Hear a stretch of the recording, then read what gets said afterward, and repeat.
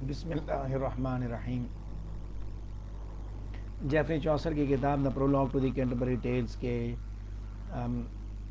Detail summary کے بارے میں ہماری بات چیت چل رہی ہے اور اس کے تیسرے حصے کی جانب اب ہم بڑھ رہے ہیں۔ اس سے پہلے ہم نے جو بات کی prologue to the Canterbury tells کے دو حصوں پہ جو بات کی، وہاں پہ ہم نے پیج نمبر 7 کے پہلے 4 پیراگراف ہم نے ڈسکس کر لیے تھے، اور ڈاکٹر آف میڈیسن سے آنورڈز ابھی ہم اپنے ڈسکشن کو لے کے آگے بڑھیں گے۔ ڈاکٹر آف میڈیسن اور اس سے آگے جو فردر جو کریکٹرز ہیں ان کے بارے میں اس لیسن کے اندر بات ہوگی، تو آگے بڑھتے ہیں ہم ڈاکٹر آف میڈیسن کی جانب۔ ڈاکٹر آف میڈیسن کو ڈاکٹر آف فزکس بھی کہا جاتا ہے۔ جیفری چوسر یہ کہتا ہے کہ یہ بڑا قابل شخص ہے، لیکن اس کے ساتھ ساتھ وہ اس چیز کا بھی اظہار کرتا ہے کہ بڑی عجیب بات ہے کہ اس کا طریقہ علاج ہے، اس کی بنیاد جو ہے وہ علم فلکیات پہ مبنی ہے۔ جیفری چوسر نے ڈاکٹر فزیک کے طریقہ علاج کے بارے میں بات کرتے ہوئے یہ بات بتائی کہ وہ اپنے مریضوں کا علاج ان کے ستاروں کا حال دیکھ کر کرتا ہے۔ وہ ہر قسم کی بیماری کی تشخیص اور علاج بخوبی اور آسانی کر لیتا ہے۔ یہاں پہ بھی بیسیکلی جیفری چوسر جو ہے وہ میڈیسن کی جو پریکٹس ہے اور خاص طور پہ اپنے زمانے کے جو ڈاکٹرز ہیں ان کے اوپر طنز کر رہا ہے، اور ان کا جو طریقہ علاج ہے اس کے اوپر طنز کر رہا ہے، اور وہ بتاتا ہے کہ وہ ڈاکٹر فزیک کو کام جلدی نمٹانے کے لیے پہلے ہی کئی کیمسٹ تیار رکھے ہوتے ہیں جو اس کے نسخے کے مطابق فوراً دوا تیار کر کے دے دیتے ہیں۔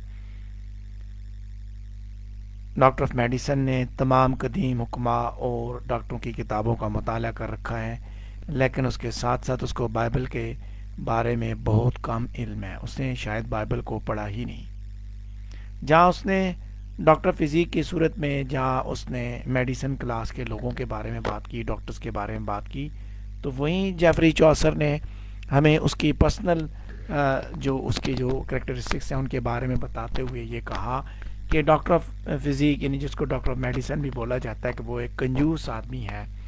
اور اس نے یہ بات بھی بتائی کہ جب پلیگ جو ہے وہاں پہ وہ آؤٹ برسٹ ہوئی، جب پھیل گئی، تو اس زمانے میں ڈاکٹر فزیک نے بھی کافی دولت اکٹھی کی۔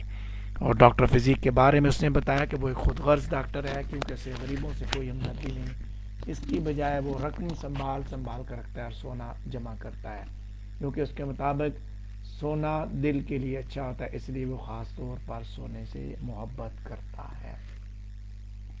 ڈاکٹر فزیک کے کردار کو دیکھا جائے تو اس کے حساب سے جیفری چوسر نے اپنے زمانے کے ڈاکٹرز کو میڈیسن کا جو پروفیشن ہے اس کے اوپر اس نے طنز کی، اس نے ان کو تنقید کا نشانہ بنایا۔ پرفیکٹ پریکٹیشنر میڈیسن ہونے کے ناطے اس نے یہ بھی بتایا کہ وہ لوگ کس طرح کی ٹریٹمنٹ کرتے ہیں اور وہ کس طرح موقع پرست اور مفاد پرست ہیں۔ پیج نمبر 7 پہ 5واں پیراگراف میں نے آپ کے سامنے ڈسکس کیا، اس کی ڈیٹیلز میں نے آپ کو بتائیں۔ جب آپ کتاب کی اوریجنل ٹیکسٹ اور اس کی ٹرانسلیشن کو پڑھیں گے تو یہی باتیں، یہی انفارمیشن آپ کو وہاں سے بھی ملے گی۔ اس کے بعد اگلا کردار جیفری چوسر جہاں پہ جو پیش کرتا ہے، نیکسٹ جو پلگرم ہے وہ ہے وائف آف باتھ کا۔ وائف آف باتھ کے بارے میں اس نے کافی ساری باتیں کی۔ ایک بڑا دلچسپ کردار ہے، اور اس کے بارے میں جیفری چوسر نے بتایا کہ پلگرمز میں یہی صرف ایک واحد عورت ہے جو شادی کر سکتی ہے، اور اس نے شادی کرنے کی سہولت کا بھرپور فائدہ اٹھایا اور اس نے کئی شادیاں کیں۔ اس کے علاوہ جوانی کے تعلقات بھی اس کے علاوہ ہیں، وہ الگ ہیں۔ جیفری چوسر وائف آف باتھ کے بارے میں بات کرتے ہوئے یہ بھی لکھتا ہے کہ وہ ایک اچھی گھڑ سوار خاتون ہے اور اسے دور دراز کے علاقوں کا سفر کرنے کا شوق ہے۔ جہاں وہ سفر کی شوقین ہے، وہیں ساتھ ساتھ وہ ایک اچھی ڈریس ڈیزائنر بھی ہے، اور وہ اپنے کام میں اتنی ماہر ہے کہ فیشن ڈیزائننگ میں مشہور ترین شہروں کے ماہرین کو بھی اس نے مات دے دی ہے۔ اس کے علاوہ اس کے پرسنل کریکٹرسٹکس بیان کرتے ہوئے جیفری چوسر نے بتایا کہ وائف آف باتھ ایک بہت نخریلی عورت ہے، اور چڑھاوا چڑھانے کے لیے وہ سب سے پہلے جانا پسند کرتی ہے، لیکن اگر کوئی دوسری عورت اس سے پہلے وہاں جانے کی جرت کرے تو وہ غصے میں آ جاتی ہے۔ جیفری چوسر وائف آف باتھ کے کردار میں بہت زیادہ طنز کا استعمال کرتا ہے، اور اسے اپنے طنز کا نشانہ بناتے ہوئے یہ بات لکھتا ہے کہ وہ ایک اچھی بیوی اور ایک اچھی عورت بھی ہے، کیونکہ اس کا کردار اچھا نہیں ہے۔ وہ محبت کے درد کا علاج خوب جانتی ہے، کیونکہ وہ خود بھی اس قدیم کھیل کی ماہر ہے۔ لوگوں کی موجودگی میں وہ خوب چپڑ چپڑ بولتی ہے، اس کے دانتوں میں خلا ہے، گیپ ٹوتھ، اور وہ ساتھ ساتھ یہ بھی بتاتا ہے کہ وہ راہباؤں جیسا ایک مخصوص سکارف پہنتی ہیں۔ تو یہاں اس کردار کو بتاتے ہوئے جیفری چوسر نے ٹیکسٹ کا جب حوالہ دیا تو اس نے کہا سامڈل ڈیف کی بات کی، اوورشیف کی بات کی، ویڈن کی بات کی۔ اس نے ہمیں اس کے کردار کے ذریعے اس نے اپنے زمانے کی عورتوں کو طنز کا نشانہ اس نے بنایا۔ اس کے بعد آگے نیکسٹ کردار جو ہے وہ ہے پور پارسن آف دا ٹاؤن، جس کے بارے میں جیفری چوسر نے بات کی ہے، اور یہ اس ٹاپک پہ پور پارسن آف دا ٹاؤن کے اوپر ہماری ڈسکشن پیج نمبر 7 کے 7ویں پیراگراف میں موجود ہے۔ شارٹ سی سمری میں نے وہاں پہ بیان کی، اسی کو میں ڈیٹیل کے ساتھ آگے لے کے بڑھوں گا۔ پور پارسن کے بارے میں جیفری چوسر یہ لکھتا ہے کہ پارسن ایک نہایت نیک اور مثالی شخص ہے، اور وہ حضرت عیسیٰ علیہ السلام ان کے 12 حواریوں کی تعلیمات کی تبلیغ کرتا ہے۔ جیفری چوسر یہ بھی بتاتا ہے کہ پور پارسن آف دا ٹاؤن ایک انتہائی مہربان شخص ہے، اور وہ ایک حلیم اور مذہبی شخص ہے، اور مذہب کے تمام اصولوں پر سختی سے کاربند رہتا ہے۔ پور پارسن آف دا ٹاؤن لوگوں کو لگن سے مذہب کی تعلیم دیتا ہے، اپنی آمدنی اور ذاتی ملکیت سے وہ لوگوں کی مدد کرتا ہے، اور مصائب میں بھی صبر شکر ادا کرتا ہے۔ وہ مشکل میں کسی کی مدد کرنے سے کبھی نہیں گھبراتا، چاہے بارش ہو یا طوفان۔ وہ لوگوں کے لیے انجیل کی ایک باعمل مثال ہے۔ جیفری چوسر پور پارسن آف دا ٹاؤن کی صورت میں جو ایکچوئل جو ڈائنگ کلرجی ہے، جو اوریجنل جو ان کے مذہب کے لوگوں کو جس طرح ہونا چاہیے وہ اس طرح دکھاتا ہے کہ پور پارسن کی صورت میں مذہب کس حد تک موجود ہے، اور صرف ایک کردار اس نے دکھایا پارسن کا کہ مذہب کے لوگ اصل میں ایسے ہونے چاہیے تھے۔ جیفری چوسر یہ کہتا ہے کہ اگر مذہبی رہنمائی پراگندہ ہو جائیں تو عام لوگ کیا کریں گے، لہٰذا ایک پادری کو اچھی مثال ہی پیش کرنی چاہیے۔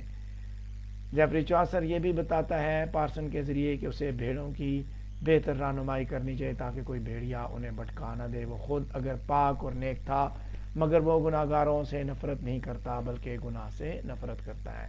جیفری چوسر نے پارسن کے کردار کے بارے میں یہ بھی بتایا کہ وہ لوگوں کی اصلاح و تربیت کرتا تھا۔ اپنی تبلیغ میں وہ سمجھدار اور مہربان شخص تھا، وہ جو شیلی اور ڈراؤنی تقاریر نہیں کرتا تھا بلکہ دیانتداری سے وہ لوگوں کو جنت کی جانب راغب کرتا تھا، اچھی مثالیں استعمال کرتا تھا، لیکن اگر کوئی شخص ضدی ہو تو وہ اسے موقع پر ہی ڈانٹ پلا دیتا۔ وہ مذہبی رہنماؤں کی ایک بہترین مثال ہے۔ یہاں اس نے جب اس کے بارے میں پور پارسن آف دا ٹاؤن کے بارے میں بات کی تو اس کے بعد اس نے آگے پلو مین کے بارے میں ہمیں بتایا۔ پیج نمبر 7 پہ موجود پلو مین کا کردار 8ویں پیراگراف میں ڈسکرائب کیا گیا ہے۔ پلو مین جو ہے بیسیکلی پارسن کے ساتھ ہی ہوتا ہے، جو کہ ایک کسان ہے اور یہ پارسن کا بھائی ہے۔ وہ ایک اچھا محنت کش انسان تھا جو پرامن اور مکمل سخاوت کی زندگی بسر کر رہا تھا۔ وہ خدا سے دل کی گہرائیوں سے محبت کرتا ہے اور ہر حال میں خدا کا شکر بجا لاتا ہے اور اس سے محبت کا اظہار بھی کرتا ہے۔ وہ اپنے پڑوسیوں سے محبت کرتا ہے اور ہر وقت غریبوں کی مدد کے لیے تیار رہتا ہے، اور ایسا وہ صرف خدا کی محبت میں کرتا تھا۔ وہ اپنی زمین پر محنت سے ہل چلاتا اور اپنا زرعی اور مذہبی ٹیکس پوری ایمانداری سے ادا کرتا تھا۔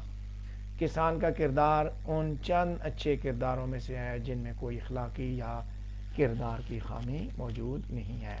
جیفری چوسر نے جہاں پہ پور پارسن آف دا ٹاؤن کی صورت میں ایک خامیوں سے پاک کردار بتایا، وہیں اس نے دا پلو مین اور نائٹ یہ 3 کردار اس نے دکھائے ہیں جن کے اندر اس نے خامیاں نہیں دکھائیں بلکہ اس نے ان کرداروں کو آئیڈیالائز کیا کہ اس کی سوسائٹی کے اندر اگر برے لوگ موجود ہیں تو وہاں اچھے لوگ بھی ایگزسٹ کرتے ہیں۔ پیج نمبر 7 پہ موجود میں سیکنڈ لاسٹ پیراگراف کو دیکھوں گا جہاں پہ ہم بات کر رہے ہیں ملر کی۔ چکی والا ایک انتہائی صحت مند دیہاتی اور جسمانی طور پر انتہائی توانا اور مضبوط شخص ہے۔ ملر کشتی کے مقابلے میں ہمیشہ انعام ضرور جیتتا رہا۔ وہ اتنا طاقتور ہے کہ وہ دروازے کو قبضوں سمیت اکھاڑ سکتا ہے یا اسے جانور کی طرح ٹکر مار کر توڑ بھی سکتا ہے۔ ملر دیکھنے میں ایک خوفناک شخص دکھائی دیتا تھا جس کا منہ بٹی کی طرح چوڑا ہے، داڑھی چوڑی اور لومڑی یا سور کی طرح سرخ ہے، اور ناک پر بالوں سے بھرا ہوا ایک مسا ہے۔ وہ ایک دھوکہ باز اور بے ایمان ملر ہے جو لوگوں سے 3 گنا زیادہ اجرت وصول کرتا ہے، بلکہ ان کا اناج بھی چراتا ہے۔